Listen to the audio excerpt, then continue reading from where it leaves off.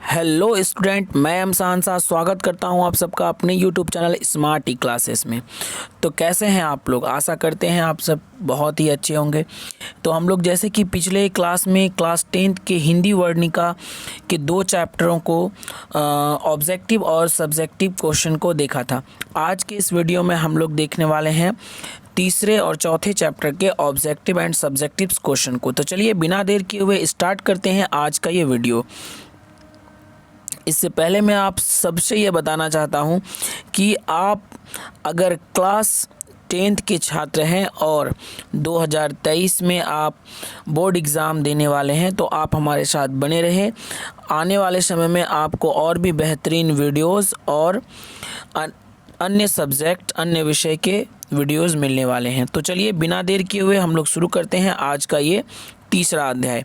तीसरा अध्याय का नाम है माँ और यह कहानी एक गुजराती कहानी है जिसे हमारे पाठ्य पुस्तक में प्रस्तुत किया गया है। तो चलिए इससे पहला ऑब्जेक्टिव मैंने लिया है मंगू की माँ की कितनी संतानें थी। तो इसका आंसर होगा 4। मंगू के अलावा उसकी माँ की कितनी संतानें थी? तो मंगू के अलावा उसकी माँ की 3 संतानें थी। माँ कहानी का मुख्य पात्र कौन था? तो माँ कहानी का जो मुख्य पात्र है वो मंगू ही है।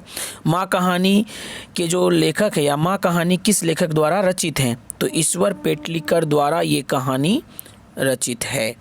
ठीक है, अब चलते हैं अगले क्वेश्चन में। अगला हमारा 5वां नंबर जो क्वेश्चन है वो क्वेश्चन है कि पराई माँ ही कान छेदती है।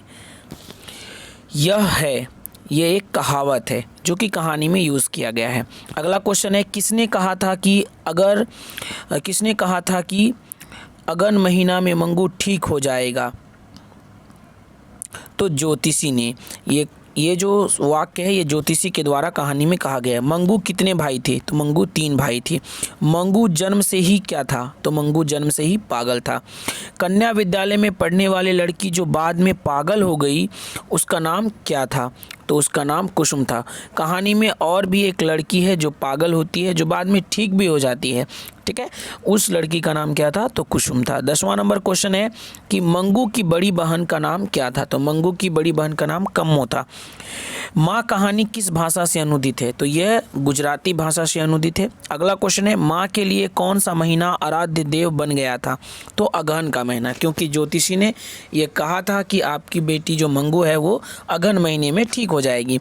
अगला क्वेश्चन है ईश्वर पेटलीकर किस भाषा के कथाकार अर्थात लेखक है? तो वो एक गुजराती कथाकार यानी कि लेखक है।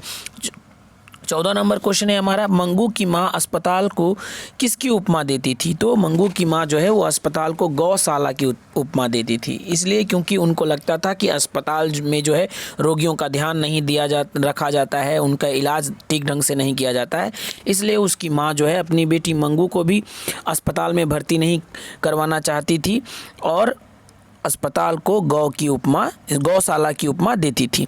अगला क्वेश्चन है हमारा मंगू को लोग कहाँ भर्ती कराने की सलाह देते थे? तो मंगू चूँकि पागल थी इसलिए सारे लोग जो है उसे अस्पताल में भर्ती कराने की सलाह देते थे। अब चलिए इस चैप्टर के हम लोग जो सब्जेक्टिव क्वेश्चंस है उनको कवर करते हैं। ठीक है, तो सबसे पहला क्वेश्चन है हमारा माँ कहानी का सारांश लिखिए। चलिए स्टार्ट करते हैं। अगर आप कहानी नहीं भी पढ़े हैं तो हमारे इस वीडियो को अगर देख रहे हैं तो आप कहानी को बहुत ही संक्षेप में अच्छे तरीके से समझ सकते हैं। तो माँ कहानी एक पागल लड़की मंगू की है जिसे घर में माँ के अलावा कोई मन से नहीं चाहता है।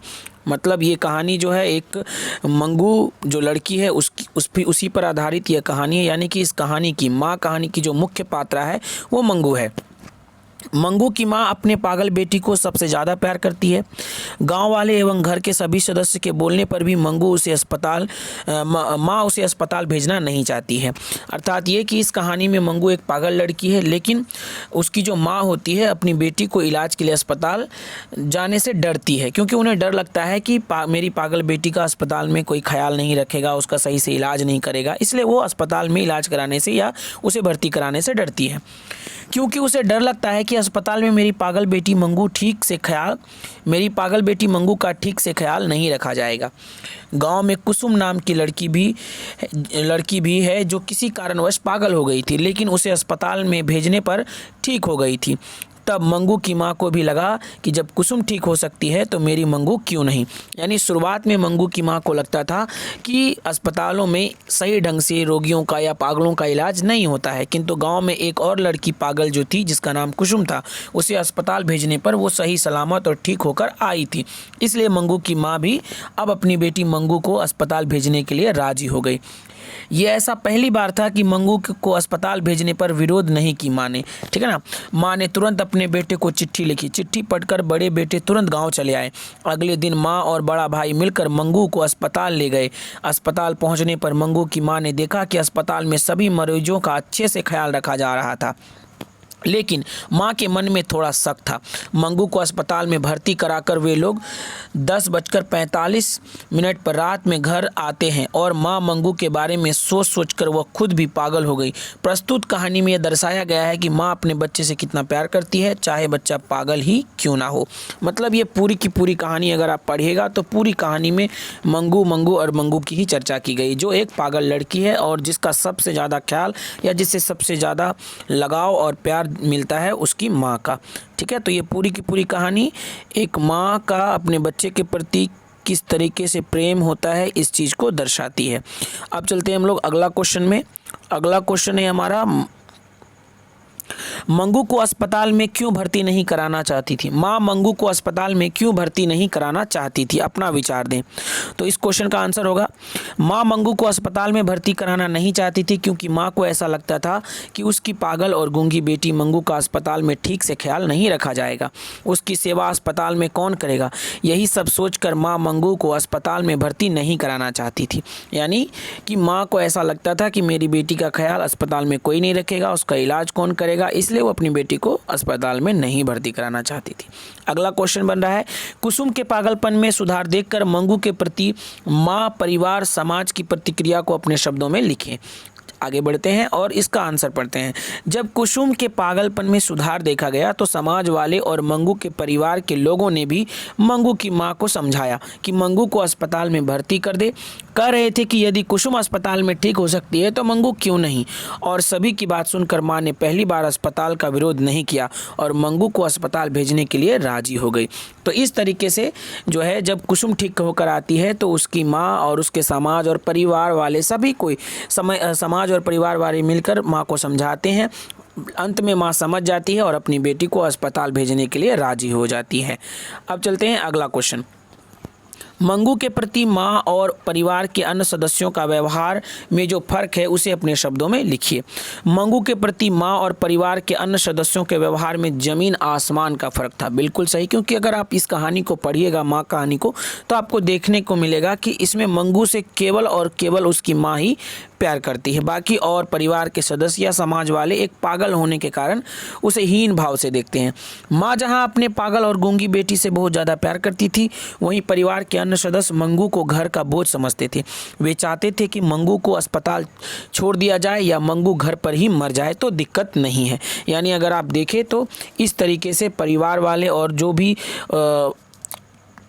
लोग थे परिवार में रहने वाले, वो सब चाहते थे कि मंगू को कहीं भेज दिया जाए अस्पताल में, या नहीं तो वो घर पे ही जल्द से जल्द मर जाए तो ठीक है। लेकिन एक माँ ही ऐसी थी जो कि मंगू का ख्याल रखती थी और उसके ठीक होने का वो इंतज़ार करती थी। अब आगे देखते हैं। मंगू जिस अस्पताल में भर्ती की जाती है उस अस्पताल के कर्मचारी के व्यवहार कुशल या संवेदनशील है, विचार करें। तो चलिए, यह चैप्टर का आखिरी क्वेश्चन है। मंगू को जिस अस्पताल में भर्ती कराया जाता है वहाँ के कर्मचारियों का व्यवहार कुशल और संवेदनशील दोनों थे, क्योंकि वहाँ लोगों का ख्याल अच्छे से रखा जाता था। वहाँ एक दूसरे के दुख को समझा जाता था। नर्स लोग भी रोगियों के साथ बहुत अच्छा व्यवहार किया करती थी। तो इस तरीके से हम लोग माँ कहानी के जितने भी ऑब्जेक्टिव्स, इंपॉर्टेंट ऑब्जेक्टिव्स और जितने भी क्वेश्चंस थे एग्ज़ाम के दृष्टिकोण से, वो इस वीडियो में लिया गया है और आपके बीच प्रस्तुत किया गया। तो आशा करते हैं आप इस वीडियो को बार बार देखें और अपने नोट्स में लिखकर इसे याद करें, ताकि आप आने वाले बोर्ड एग्ज़ाम में अच्छे से लिख पाएँ। और अगर आप हमारे चैनल को सब्सक्राइब नहीं किए हैं तो हमारे चैनल को ज़रूर सब्सक्राइब कीजिए, ताकि आपको क्लास 10 से जुड़े हुए जितने भी वीडियोज़ हैं जिन भी विषय के, वो समय समय पर मिलता रहे। तो मिलेंगे अगले वीडियो में, तब तक के लिए धन्यवाद। टेक केयर, सलाम, दुआ, प्रणाम।